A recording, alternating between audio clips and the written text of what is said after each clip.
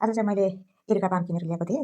यो बोट चाहिँ एकदम मोस्ट अक्सिजन प्रोभाइडेड प्लान्ट भनेर पनि भन्छ। अनि त्यस पछाडि यो चाहिँ टक्सिक एयरहरूलाई चाहिँ प्युरिफाई गर्छ पनि भनेर भन्छ। तर मलाई यो आफ्नो पनि एकदम राम्रो लाग्छ। मैले कतिचोटि ल्याएर मैले यहाँ लगाइसकेँ, रोपिसकेँ, तर पनि बाँचेन। अनि फेरि पनि मैले चाहिँ ल्याएको छु।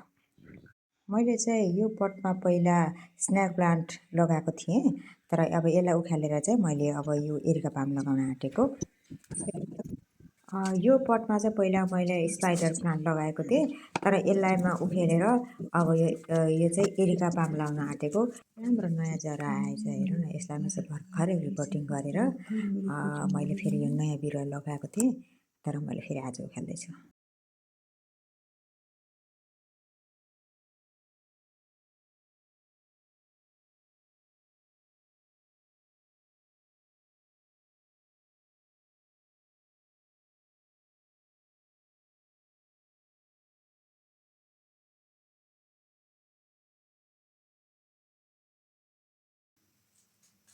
परिवार मात्रै पाँच सबै मैले किन्दाखेरि मैले पुरै कुहेको बल भएको रहेछ नि। मैले काटेर देखेर फेरि नयाँ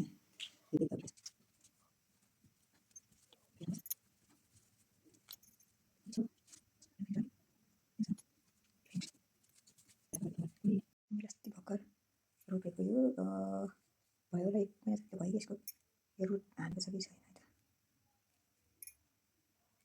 वाउ, क्या दामी रुट हालेको रहेछ हौ। कस्तो खुसी लाग्यो। यो चाहिँ रेड फुल्छ, क्यान्चो लाग्यो, क्यालेन्चो यसलाई भन्छ, क्यालेन्चो। कस्तो राम्रो। मेरो बुवा र मेरो फोटो पनि त्यहाँ कस्तो। क्यालेन्चोलाई चाहिँ मैले यो पटमा लगाएँ। अनि ठुलो भएपछि अर्कोमा सार्छु। अर्को चाहिँ मैले दुईवटा चाहिँ यहाँ लगाएँ, यस्तो सल्लाह राखेर। ल मैले यसलाई यहाँ यसरी राखेँ। यहाँ 3वटा छ। अब यो बढिसकेपछि फेरि म 2टा अर्को गमलामा फेरि रिपोर्ट गर्छु। अनि मैले चाहिँ यो रबर प्लान्ट पनि लगाएको छु। यसको पत्ताबाट जरा आउँछ भनेर मैले युट्युबमा हेरेको थिएँ, आउँछ कि आउँदैन। अनि त्यही भएर यहाँ चाहिँ मैले अरू बोगनभेलीको बोटहरू कटिङ गरेर फेरि अहिले मैले गरेको छु। कतिको जरा आउँदो रहेछ।